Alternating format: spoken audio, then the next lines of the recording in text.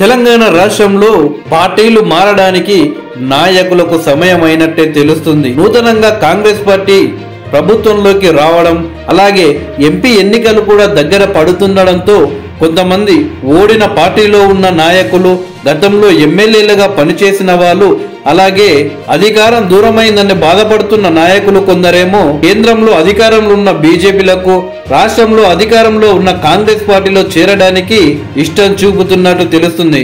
ఇప్పటికే అధికార పార్టీ నాయకులకు టచ్లోకి వచ్చినట్లు సోషల్ మీడియాలో వార్తలు చక్కర్లు కొడుతున్నాయి. తెలంగాణ రాష్ట్రానికి మొదటి ముఖ్యమంత్రిగా కేసీఆర్ గారు బాధ్యతలు తీసుకున్నప్పటి నుండి మొన్న జరిగిన ఎన్నికల వరకు చూశాం. తెలంగాణ రాష్ట్రంలో ఏ నాయకుడు ఏ పార్టీలో ఉంటుండో ఈ రోజు ఈ పార్టీలో ఉన్న నాయకుడు రేపు ఈ పార్టీలో ఉంటాడో లేదో అన్నట్లుగా బిహేవ్ చేశారు నాయకులు.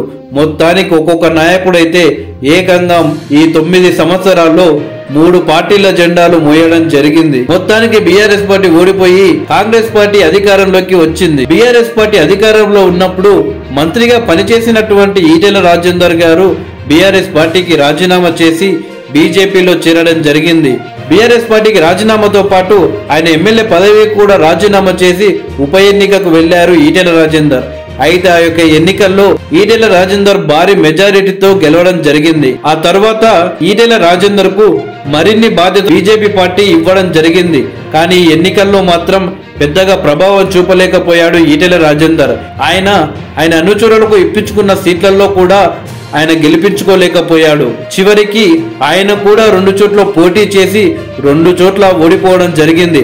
దీంతో ఈటెల ప్రభావం తెలంగాణలో అంతేమీ లేదు.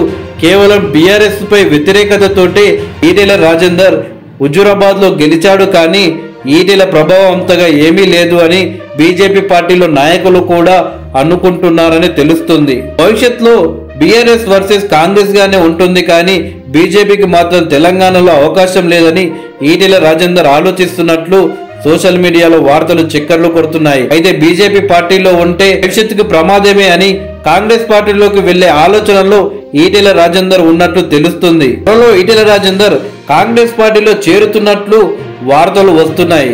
అలాగే బీఆర్ఎస్ పార్టీలో మరో బలమైన లీడర్, ఆ ప్రభుత్వంలో నెంబర్ 3గా ఉన్న ఒక మాజీ మంత్రి కూడా పార్టీ మారడానికి ఆసక్తి చూపుతున్నట్టు తెలుస్తుంది. అయితే 5 సార్లు ఎమ్మెల్యేగా పనిచేసిన ఆ లీడర్ కాంగ్రెస్ పార్టీలోకి వచ్చే అవకాశాలు మాత్రం కనిపించడం లేదు. ఇకపోతే ప్రతిపక్షంలో ఉంటే భవిష్యత్తుకే ప్రమాదమని ఆలోచించి బీజేపీ కండువా కప్పుకోవడానికి ఆసక్తి చూపుతున్నట్టు తెలుస్తుంది. మొత్తానికి ఇలా ఈ 2-3 నెలల్లో బీజేపీ అలాగే కాంగ్రెస్ పార్టీలోకి 2 కీలక నేతలు చేరుకునే అవకాశం మాత్రం కనిపిస్తుంది. చూద్దాం మరి వాళ్ళ మనసు మారి అదే పార్టీలో ఉంటారా లేక అధికార పార్టీలో చేరుతారా అని.